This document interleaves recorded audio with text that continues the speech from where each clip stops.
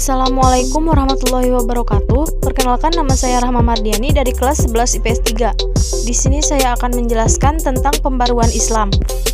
Periode pembaruan Islam dibagi menjadi 3 garis besar. Yang pertama, periode abad klasik 650 sampai 1250 Masehi. Yang kedua, periode abad pertengahan 1250 sampai 1800 Masehi. Yang ketiga, periode abad modern 1800 sampai sekarang. Kali ini akan dibahas yaitu pembaharuan Islam pada masa modern 1800 sampai sekarang. Perkembangan Islam pada masa modern ditandai dengan gerakan pembaruan dalam berbagai bidang. Pada periode modern abad ke-19, mulailah muncul kesadaran umat Islam. Kesadaran tersebut muncul ketika orang-orang Eropa berhasil menguasai dunia Islam. Pada awalnya, bangsa Eropa lah yang mengalami kemunduran. Bangsa Eropa juga pernah dikalahkan oleh umat Islam pada zaman abad klasik, 650 sampai 1250. Adapun tokoh-tokoh pembaru Islam pada masa modern, ada pembaru dari India, pembaru dari Mesir, dan pembaru dari Turki. 1. Pembaru dari India. A. Syah Waliullah 1703 sampai 1762 Masehi. Syah Waliullah dilahirkan di Delhi, India pada 21 Februari 1703. Ia memperoleh pendidikan dari orang tuanya yang dikenal sufi dan pengelola madrasah, yaitu Syah Abdurrahim. Karya-karya tulis beliau yang terkenal berjudul Hujjatullah Al-Balighah dan Fuyun Al-Haramain. Penyebab kemunduran Islam menurut Syah Waliullah: 1. Perubahan sistem pemerintahan dan kekhalifahan menjadi kerajaan. 2. Sistem demokrasi diganti dengan monarki absolut. 3. Perpecahan di kalangan umat Islam karena adanya perbedaan aliran-aliran. 4. Mencampur adukan ajaran Islam dengan unsur-unsur ajaran lain. Pemikiran dari Syah Waliullah adalah perlunya penerjemahan Al-Quran ke dalam bahasa asing dengan tujuan agar masyarakat yang tidak mengerti bahasa Arab dapat memahami maksud dan menerapkannya ke dalam kehidupan sehari-hari. Penerjemahan Al-Quran ke dalam bahasa Persia disempurnakan pada tahun 1758. Selanjutnya putra beliau membuat terjemahan Al-Quran ke dalam bahasa Urdu. B. Sayyid Ahmad Khan 1817 sampai 1898 Masehi. Setelah kerajaan Mughal dihancurkan oleh Inggris pada 1857, muncul ulama baru di India, yaitu Sayyid Ahmad Khan. Ia lahir di Delhi tahun 1817. Pemikiran Sayyid Ahmad tentang pembaru Islam adalah: 1. Kemunduran Islam disebabkan oleh umat Islam sendiri yang tidak mengikuti perkembangan sains dan teknologi produk barat. 2. Ilmu dan teknologi modern adalah hasil pemikiran manusia. 3. Islam adalah agama yang memiliki paham hukum alam buatan Tuhan. 4. Sumber ajaran Islam hanyalah Al-Quran dan Al-Hadis. 5. Umat Islam didorong untuk memiliki sikap dan perilaku yang mencerminkan semangat berpikir, bukan sikap dan perilaku taklid. 6. Cara efektif untuk mengubah sikap mental umat Islam dari keterbelakangan adalah pendidikan. Ia mendirikan sekolah dalam kebangkitan Islam di India, yaitu Mohammedan Anglo-Oriental College atau MAOC di Aligarh. C. Muhammad Iqbal 1876 sampai 1938 Masehi. Ia berasal dari keluarga golongan menengah di Punjab, India. Ia belajar di Lahore dan memperoleh gelar magister. Iqbal kemudian masuk ke Universitas Cambridge pada tahun 1905 untuk mempelajari filsafat. 2 tahun kemudian, ia pindah ke Munich, Jerman. Ia memperoleh gelar doktor dalam bidang tasawuf. Tesis doktoral Iqbal berjudul The Development of Metaphysics in Persia. Tahun 1908, ia kembali ke Lahore dan menekuni profesi sebagai pengacara dan dosen filsafat. Ia menulis buku The Reconstruction of Religious Thought in Islam. Pada tahun 1930, ia menjadi presiden Liga Muslimin dan menghadiri konferensi Islam di Yerusalem. Pemikiran-pemikiran Iqbal mengenai kemajuan dan kemunduran Islam. 1. Ijtihad mempunyai kedudukan penting dalam pembaruan Islam. 2. Umat Islam perlu mengembangkan sikap dinamis. 3. Kemunduran Islam disebabkan oleh kebekuan dan kebuntuan dalam berpikir. 4. Hukum Islam tidak bersifat statis, tetapi berkembang sesuai perkembangan zaman. 5. Umat Islam harus menguasai sains dan teknologi barat. 2. Pembaru dari Mesir. A. Muhammad Ali Pasha 1765 sampai 1849 Masehi.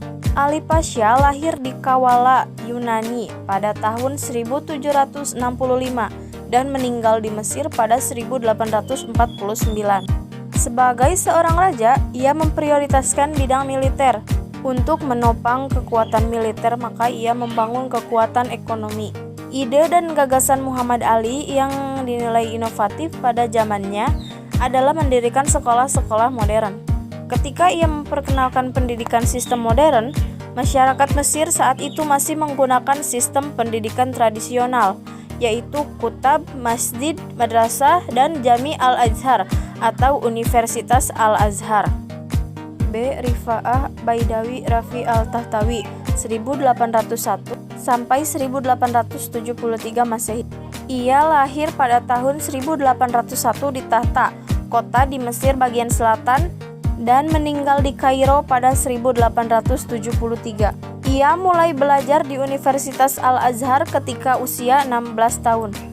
Pemikiran tentang pembaruan Islam yang diusungnya: 1. Ajaran Islam bukan hanya mementingkan kesejahteraan hidup di akhirat belaka, tapi juga di dunia.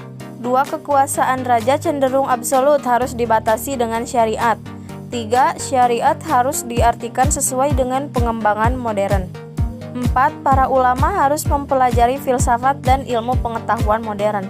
5. Pendidikan harus bersifat universal. 6. Umat Islam harus dinamis dan meninggalkan sifat statisnya. C. Jamaluddin Al-Afghani 1839 sampai 1897 Masehi. Al-Afghani lahir di Afghanistan tahun 1839 dan meninggal di Istanbul 1897. Pada usia 22 tahun, ia menjadi pembantu bagi Pangeran Dost Muhammad Khan di Afghanistan. Di tahun 1864, ia menjadi penasihat Sir Ali Khan.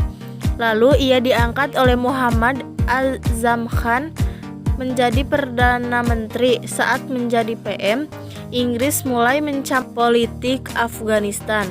Lalu ia kalah dalam melawan Inggris sehingga ia meninggalkan Afghanistan dan pergi ke Mesir.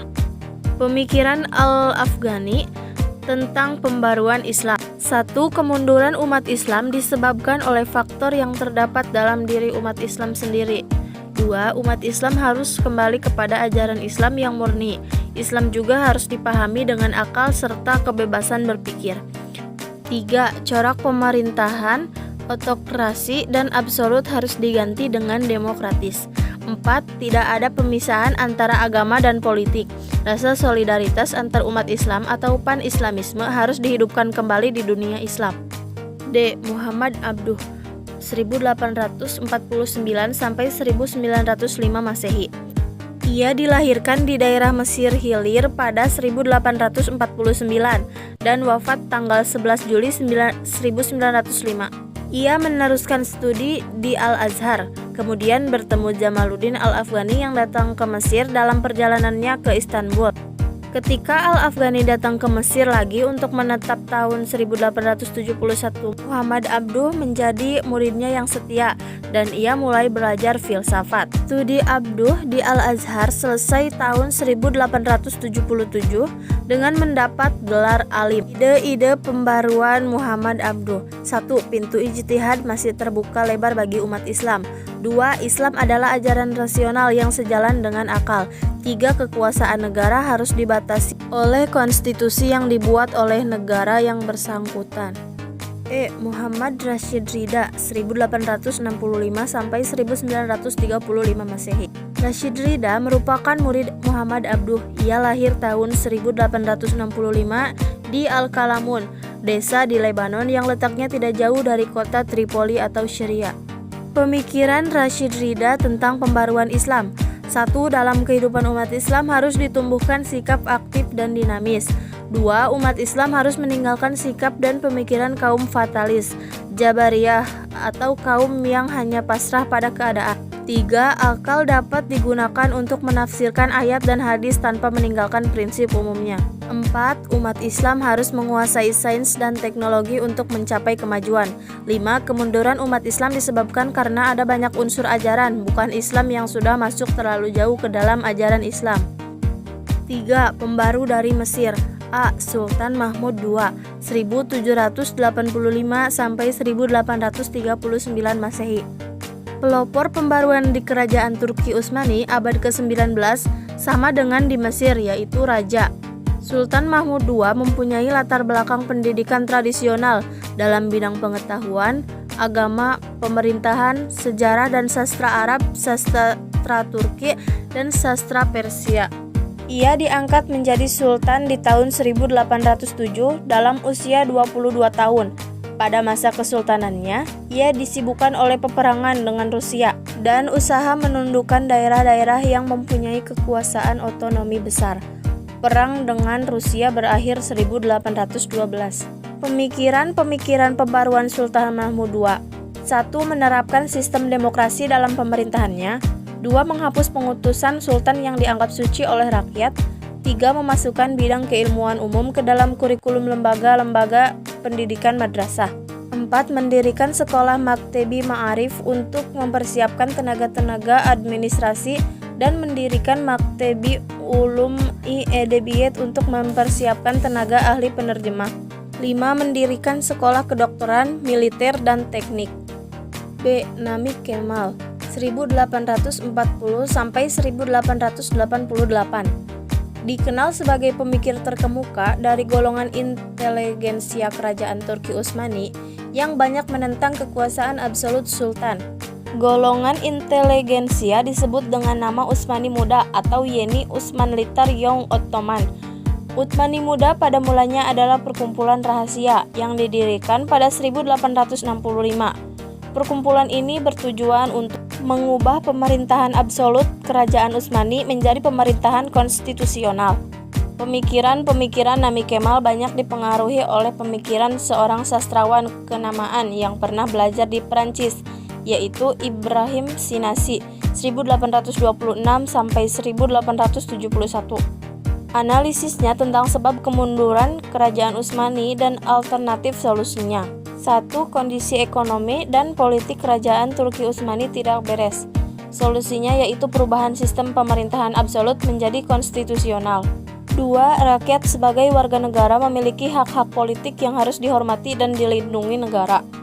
Bisa dilihat di sini gambar tokoh pembaru Islam dari India. Selanjutnya ada pembaru Islam dari Mesir. Yang terakhir pembaru Islam dari Turki. Sekian penjelasan dari saya. Mohon maaf bila ada kesalahan dalam pengucapan. Terima kasih. Assalamualaikum warahmatullahi wabarakatuh.